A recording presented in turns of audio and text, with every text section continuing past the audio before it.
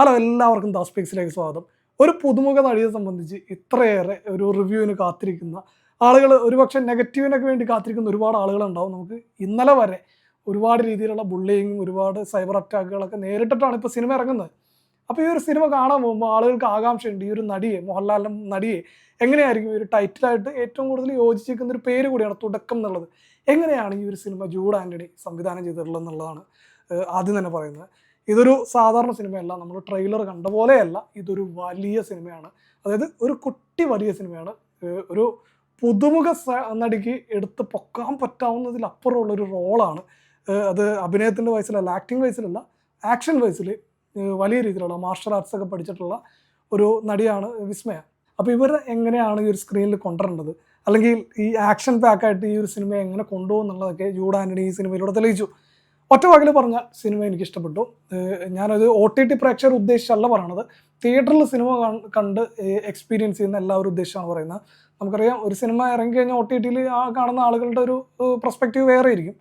ഈ ഒരു സിനിമ വനിതയിൽ പോയി കണ്ടപ്പോൾ എനിക്കുണ്ടായിരുന്ന ഒരു ഇതെന്ന് പറഞ്ഞാൽ, ഓരോ സീനിലും ഇപ്പോൾ ഫസ്റ്റ് ഡേ പോകുന്നവരുടെ ആൾക്കാരുടെ ആറ്റിറ്റ്യൂഡ് എല്ലാവർക്കും അറിയാമല്ലോ, പക്ഷേ ഓരോ സീനിലും നല്ല കൈയടിയായിരുന്നു. പിന്നെ പ്രത്യേകിച്ച് ലാലേട്ടൻ്റെ ക്യാമിയോനെ കാണിക്കുന്ന ഒരു സീനുണ്ട്, അത് എല്ലാവരും സംബന്ധിച്ച് നല്ല പോസിറ്റീവ് എനർജി വരുന്നൊരു സീനായിരുന്നു. അത് എങ്ങനെയാണ് ലാലേട്ടനെ കാണിക്കുന്ന സീനിലെല്ലാം നമുക്കൊരു പോസിറ്റീവ് എനർജിയും കിട്ടും, നല്ല രീതിയിൽ നമ്മളൊരു ഇതിലേക്ക് കൊണ്ടുപോവുകയും ചെയ്യും. ഇനി ഈ സിനിമയുടെ കഥയിലേക്ക് വരാൻ നേരത്ത്, ഈ ഒരു സിനിമയുടെ കഥ ഒരു സ്ത്രീ ശാക്തീകരണമായിട്ട് ബന്ധപ്പെട്ട്, സ്ത്രീകൾ മാർഷൽ ആർട്സ് പഠിച്ചിരിക്കേണ്ടതായിട്ട് ബന്ധപ്പെട്ടുള്ള കുറേ കാര്യങ്ങൾ ഇതിൽ പറയുന്നുണ്ട്. എങ്ങനെയാണ് സ്ത്രീകൾ ഡിഫെൻഡ് ചെയ്യേണ്ടത്, അത് മോഹൻലാലിൻ്റെ ഒരു സീനുകളൊക്കെ വരുന്നുണ്ട്. അപ്പോൾ അതിലൊക്കെ നല്ല രീതിയിൽ ഇത് കാണിച്ചിട്ടുണ്ട്. ഒരു സൈക്കോപാത്താണ് ഇതിൽ വരുന്നത്. ഇതൊന്നും സ്പോയിലറല്ല, സിനിമയുടെ തുടക്കത്തിലേ കാണിക്കുന്നതാണ് സൈക്കോപാത്ത് വരുന്നതും. പിന്നെ അതിനെ തുടർന്ന് ഈ ഒരു ലൈഫിലേക്ക് കടന്നു വരുന്നതാണ് ഇതിൻ്റെ ഒരു ഇതിവൃത്തം. ഇപ്പോൾ എല്ലാവരും പറയുന്ന പോലെ ഈ വിസ്മയുടെ കഥാപാത്രത്തിന് ഈ ആദ്യമായിട്ട് അഭിനയിക്കുന്നതിൻ്റെ എല്ലാ ചാപല്യവും ഉണ്ട്. പക്ഷേ ഈ സിനിമയിൽ ഈ സിനിമയുടെ പാട്ടൊക്കെ ഇറങ്ങാൻ നേരത്ത് വലിയ രീതിയിൽ അവർ അറ്റാക്ക് ചെയ്യപ്പെടുകയുണ്ടായി. അപ്പോൾ അങ്ങനെ വെച്ച് നോക്കുമ്പോൾ സിനിമയിൽ ഓവറോൾ അവരുടെ അഭിനയത്തിൽ വലിയ കുഴപ്പമൊന്നുമില്ല. പക്ഷേ ആദ്യമായിട്ട് അഭിനയിക്കുന്നതിൻ്റെ എല്ലാ ചാപല്യവും ഉണ്ട്.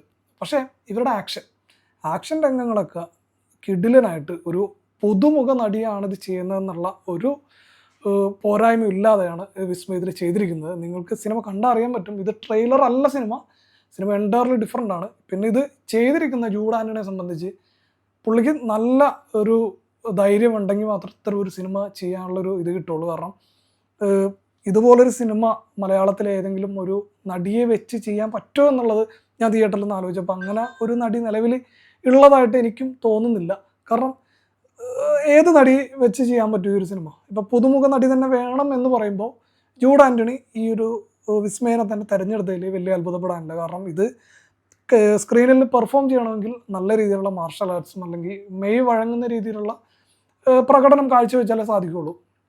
ഒരുപാട് ആൾക്കാർ അവരുടെ ബോഡി ഷേമിങ് നടത്തി അവരെ വേണ്ട രീതിയിൽ ഒരു പുച്ഛിച്ച് കെട്ടി താഴ്ത്തി വെച്ചേക്കുന്ന ഒരു ഘട്ടത്തിൽ അവർ ഇത്തരം ഒരു സിനിമയായിട്ട്, ഇത്തരം ഒരു രംഗങ്ങളായിട്ട് വരുമ്പോൾ ഇവരെങ്ങനെ ഈ ഒരു സ്ത്രീയെ വിമർശിക്കും എന്നുള്ളതാണ് ഞാൻ ആലോചിക്കുന്നത്.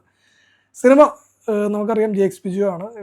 ആക്ഷൻ രംഗങ്ങളിൽ പ്രത്യേകമായിട്ട് ചെയ്യാനുള്ള എല്ലാവിധ കഴിവുമുണ്ട് പുള്ളി അതിമനോഹരമായിട്ട് ചെയ്തിട്ടുണ്ട്. പിന്നെ ക്യാമറ വർക്കാണെങ്കിലും നല്ല ഭംഗിയിൽ, നല്ല വിഷ്വലിൽ, പ്രത്യേകിച്ച് ഫൈറ്റ് സീനൊക്കെ റോബോട്ടിക് ക്യാമറ ഒക്കെ ഉണ്ടെന്ന് എനിക്ക് തോന്നുന്നത്.